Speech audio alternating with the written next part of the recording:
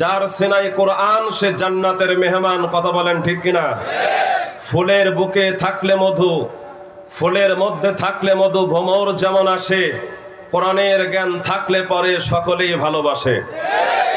বাংলার জমিনে কোরআনের জ্ঞান থাকার কারণে হিন্দু, মুসলমান, খ্রিস্টান, বৌদ্ধ, নাস্তিক, বেঈমান সহ যেই মানুষটাকে সর্বাধিক বেশি ভালোবাসতেন, যিনি 50 থেকে 61 বছর কোরআনুল কারীমের তাফসীর করেছে, ওই মানুষটাকে যুদ্ধ অপরাধীর দোহাই দিয়ে জেলখানায় আবদ্ধ রেখে তাকে শাহাদাতের মর্তবা চিকিৎসার নামে মেরে ফেলা হয়েছে। কথা বলেন ঠিক কিনা?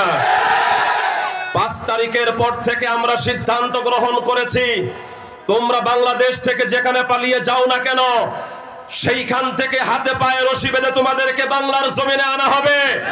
আল্লামা দেলোয়ার হোসেন সাঈদীকে হত্যা করার জন্য তোমাদেরকে ফাঁসির মঞ্চ দাঁড়াতে হবে।